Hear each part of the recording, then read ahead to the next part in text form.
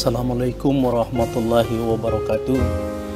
Anak-anakku sekalian, ketemu lagi dengan Bapak pada hari ini dalam pembelajaran pendidikan agama Islam dan budi pekerti. Materi kita pada hari ini yaitu kehidupan manusia di hari kiamat. Namun sebelum melanjutkan kepada pembahasan kita pada hari ini, sebaiknya kalian harus melakukan tadarus atau membaca surat Yasin ayat 51 sampai 56 sebagai berikut bacaannya. Bismillahirrahmanirrahim. Wa nufikha fis suri fa idza hum minal ajdathi ila rabbihim yansilun. Qalu ya waylana man ba'athana min marqadina. هذا ما وعد الرحمن وصدق المرسلون إن كانت إلا صيحة واحدة فإذا هم جميع لدينا محضرون فاليوم لا تظلم نفس شيئا ولا تجزون إلا ما كنتم تعملون إن أصحاب الجنة اليوم في شكل فاكهون هم وأزواجهم في ظلال على الأرائك متكئون. Fungsi beriman kepada hari akhir. Peristiwa kiamat merupakan peristiwa kehancuran yang luar biasa yang tidak pernah terjadi sebelumnya. Al-Quran banyak menginformasikan keadaan yang akan dialami ketika kiamat itu terjadi, antara lain seperti yang dijelaskan dalam Quran Surah Al-Qari'ah berikut ini. Bismillahirrahmanirrahim. Al-Qari'ah mal-Qari'ah wa ma adraka mal-Qari'ah. يوم يكون الناس كالفراش المبثوث وتكون الجبال كالعهن المنفوش. Artinya, hari kiamat.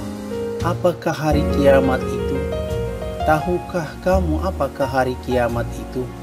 Pada hari itu manusia seperti anai-anai yang berterbangan, dan gunung-gunung seperti buluh yang dihambur-hamburkan. Quran Surah Al-Qari'ah ayat 1-5. Setelah kehidupan dunia yang fana ini mengalami kehancuran di hari kiamat, semua manusia akan menghadapi peristiwa-peristiwa besar yang pasti terjadi, yaitu peristiwa-peristiwa di hari kiamat, pembalasan yang seadil-adilnya dari Allah Subhanahu wa Ta'ala atas perbuatan baik buruk yang dilakukan oleh manusia ketika hidup di dunia akan dijumpai di hari kiamat sebagaimana dijelaskan dalam surah Al-Zalzalah. Bismillahirrahmanirrahim. فَمَنْ يَعْمَلْ مِثْقَالَ ذَرَّةٍ خَيْرًا يَرَهُ وَمَنْ يَعْمَلْ مِثْقَالَ ذَرَّةٍ شَرًّا يَرَهُ. Artinya, barang siapa yang mengerjakan kebaikan seberat zarah pun, niscaya dia akan melihat balasannya, dan barang siapa yang mengerjakan kejahatan seberat zarah pun, niscaya dia akan melihat balasannya pula. Quran Surah Az-Zalzalah ayat 7-8. Dengan demikian, iman kepada hari akhir mempunyai fungsi antara lain sebagai berikut. Yang pertama, sebagai pemelihara diri manusia harus selektif dalam berbuat, bertindak, dan beramal. Yang kedua, sebagai pemacu semangat disiplin dan bertanggung jawab untuk menaati segala perintah Allah Subhanahu wa Ta'ala serta berusaha menjauhi segala larangannya semaksimal mungkin. Yang ketiga, sebagai penunjang kehidupan yang tenang dan tentram karena telah melaksanakan ibadah maupun muamalah. Yang keempat, sebagai penyadaran bagi manusia yang lupa diri dan tenggelam dalam kesenangan atau kepuasan duniawi. Kesenangan atau kepuasan tersebut bersifat nisbi, karena yang hakiki adalah menyelaraskan hidup duniawi dan kehidupan ukhrawi. Yang kelima, sebagai perwujudan akhlakul karimah dan menghilangkan sifat buruk yang ada pada manusia, di antaranya egoisme, takabur, sombong, serakah, pemalas, dan kikir, serta berusaha memupuk kesadaran sosial sesuai dengan ajaran Islam. Hikmah beriman kepada hari akhir antara lain dapat diuraikan sebagai berikut. Yang pertama, manusia tidak hidup di dunia ini selamanya. Oleh karena itu, manusia hendaknya senantiasa menabung amal soleh sebagai bekal untuk kehidupan di akhirat kelak. Yang kedua, manusia tidak boleh berlaku sewenang-wenang selama hidup di dunia, karena segala amal perbuatan pasti akan mendapat balasannya di akhirat kelak tanpa kecuali. Yang ketiga, Allah Maha Adil. Setiap perbuatan manusia akan mendapat balasan yang setimpal. Dengan kata lain, semua perbuatan akan mendapat balasan dari Sang Maha Pemberi balasan. Yang keempat, kaum mukmin harus selalu ingat bahwa hari kiamat pasti akan terjadi, dan kita seharusnya senantiasa siap setiap saat menghadapi kedatangannya. Yang kelima, iman kepada hari akhir akan membuat kita memahami akan inti dan tujuan hidup di dunia. Dengan memahami hal tersebut, kita tidak akan pernah kehilangan arah dan dapat memelihara sikap hidup yang positif dan optimis. Yang keenam, dengan beriman kepada hari akhir, kita bisa menerima segala ketentuan Allah dengan ikhlas. Allah tidak pernah menciptakan segala sesuatu dengan sia-sia.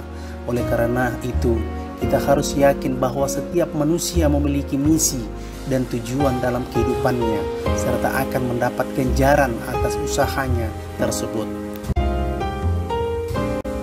Macam-macam kiamat. Yang pertama, kiamat sukro. Kiamat sukro adalah kiamat kecil, yaitu berakhirnya kehidupan semua makhluk yang bernyawa dalam skala kecil. Contohnya kematian. Setiap manusia pasti akan mengalami kematian sebagaimana firman Allah Subhanahu wa taala berikut ini. Kullu nafsin dha'iqatul mauti wa innama tuwaffawna ujurakum yaumul qiyamah.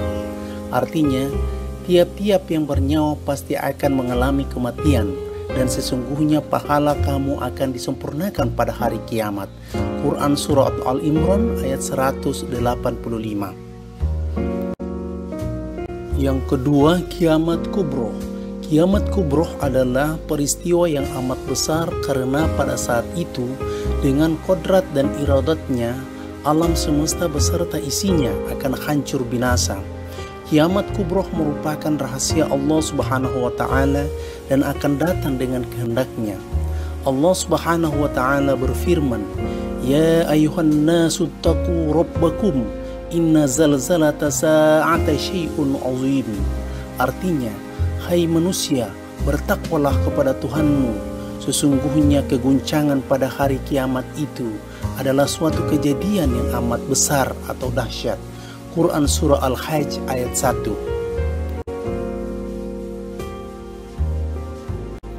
Dalil nakli tentang hari kiamat. Beberapa ayat Al-Quran berikut ini merupakan dalil-dalil yang menjamin bahwa hari kiamat pasti terjadi. Dengan adanya dalil-dalil ini, hendaknya semakin menambah keyakinan kita akan hari akhir dan menambah semangat dalam beramal kebajikan, karena segala amal perbuatan pasti akan mendapat balasan yang setimpal. Sebagaimana yang dijelaskan dalam surah Al-Zalzalah, "Idza zulzilatil ardu zilzalaha wa akhrajatil ardu athqalaha." Artinya, apabila bumi diguncangkan dengan guncangan yang amat dahsyat dan bumi telah mengeluarkan beban-beban berat yang dikandungnya. Quran Surah Al-Zalzalah ayat 1-2. Kemudian dijelaskan pula dalam surah Al-Waqi'ah, "Idza waqi'atil waqi'ah laisa liwaqa'atiha kadhibah khafidatur rafi'ah idza rujjatil ardu rajja wa busatil jibalu bassa fakanat haba'an munbatha." Artinya, apabila terjadi hari kiamat, terjadinya kiamat itu tidak bisa disangkal. Kejadian itu merendahkan satu golongan dan meninggikan golongan yang lain. Apabila bumi diguncangkan sedahsyat-dahsyatnya dan gunung-gunung dihancurkan sehancur-hancurnya, maka jadilah dia debu yang berterbangan. Quran Surah Al-Waqiah ayat 1 sampai dengan 6. Kemudian dalam Surah Al-Qiyamah pula dijelaskan, Yas'alu ayyana yawmal qiyamah fa idza barikatil basar wa khasafal qamar wa jumi'a syamsu wal qamar yaqulul insanu yawma idzin ayyanal mafar. Artinya, ia bertanya, bilakah hari kiamat itu?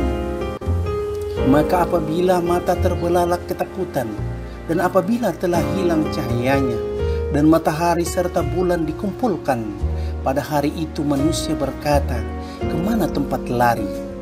Quran Surah Al-Qiyamah ayat 1, 6 sampai dengan 10.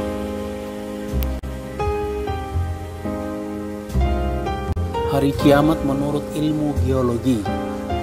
Bumi ini terdiri dari semacam gas panas atau nebula. Di dalam perut bumi masih tersimpan gas-gas panas yang karakternya berkembang dan mendesak keluar. Bumi tidak meletus akibat desakan ini karena diimbangi oleh tekanan atmosfer dari luar. Suatu saat tekanan dari dalam itu akan lebih kuat sehingga terjadi gempa dan letusan gunung. Namun suatu saat tekanan gas dari dalam melemah dan habis sama sekali karena gas yang ada lambat laun menjadi cair dan beku. Sementara itu tekanan dari luar semakin kuat sehingga bumi akan hancur dan isinya berhamburan.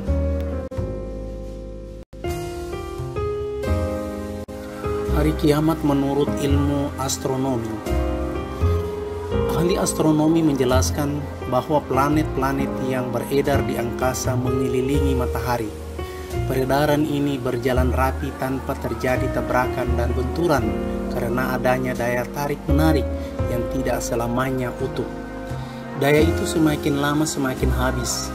Bisa kita bayangkan, seandainya suatu saat nanti keseimbangan itu tidak ada lagi, bumi akan meluncur dengan kekuatan yang maha dahsyat, menubruk matahari. Dengan demikian hancurlah bumi ini. Tanda-tanda akan terjadinya kiamat.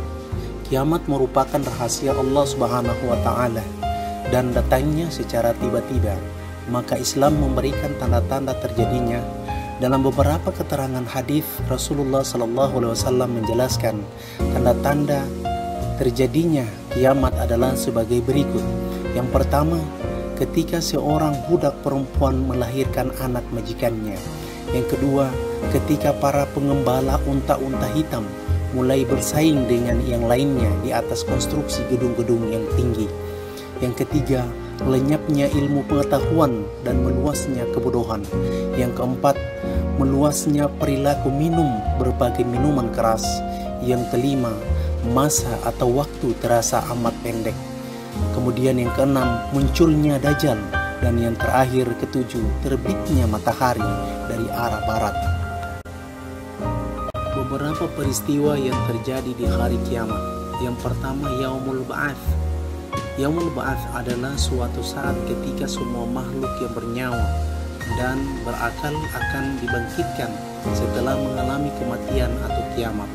Semua manusia pasti akan dihidupkan dan dibangkitkan kembali oleh Allah Subhanahu wa Ta'ala untuk dimintai pertanggungjawabannya selama hidup di dunia. Kemudian yang kedua, Yaumul Hasyr, itu alam mahsyar. Hasyar atau mahsyar adalah suatu tempat di akhirat yang sangat luas. Yaumul Hasyr merupakan saat terjadinya peristiwa ketika semua makhluk, terutama manusia, dikumpulkan dan akan dihisab serta diberi keputusan oleh Allah Subhanahu wa Ta'ala tentang semua amalan yang dikerjakan ketika hidup di dunia. Kemudian yang ketiga, Yaumul Hisab. Yaumul Hisab adalah hari perhitungan semua amal perbuatan baik maupun buruk manusia selama hidup di dunia. Sekalipun besar zarah amalan manusia tidak akan lepas dari perhitungan Allah Subhanahu wa Ta'ala. Pada hari itu manusia tidak akan bisa mengelak dan berbohong dari segala amal perbuatannya karena semua anggota badan akan menjadi saksi atas segala perbuatannya. Kemudian yang keempat, mizan atau timbangan. Mizan adalah timbangan amal. Maksudnya adalah setiap amal manusia akan ditimbang agar diketahui secara yakin dan pasti tentang amal baik dan amal buruknya. Perhitungan itu dilakukan dengan seadil-adilnya tanpa ditambah atau dikurangi sedikit pun. Kemudian yang kelima, surga dan neraka. Surga adalah suatu tempat segala kenikmatan hakiki disediakan Allah Subhanahu wa Ta'ala, khusus untuk orang-orang yang beriman dan beramal soleh. Kenikmatan, keindahan, dan kemegahannya sulit digambarkan karena belum pernah dilihat oleh mata atau didengar oleh telinga. Semua itu diperuntukkan hanya bagi orang-orang yang tunduk dan patuh pada aturan-aturan Allah Subhanahu wa Ta'ala. Mereka itulah orang-orang yang beruntung karena bagi mereka disediakan surga yang penuh dengan kebahagiaan dan kesempurnaan. Dalam berbagai keterangan Al-Quran, surga memiliki berbagai macam tingkatan. Orang-orang yang beriman menempatinya sesuai dengan tingkatan keimanan dan ketakwaan mereka kepada Allah Subhanahu wa Ta'ala. Nama-nama surga itu antara lain surga Firdaus, surga Naim, surga Ma'wa, surga Adn, surga Khulud, surga Darussalam, dan surga Darul Maqamah. Adapun neraka merupakan tempat terakhir yang terburuk dan paling berat disediakan bagi orang-orang kafir, musyrik, fasik, ingkar, dan durhaka kepada Allah Subhanahu wa Ta'ala. Mereka akan kekal di dalamnya dengan penuh kesengsaraan dan azab yang sangat dahsyat. Setiap saat dan setiap detik mereka selalu berhadapan dengan azab dan siksa yang pedih.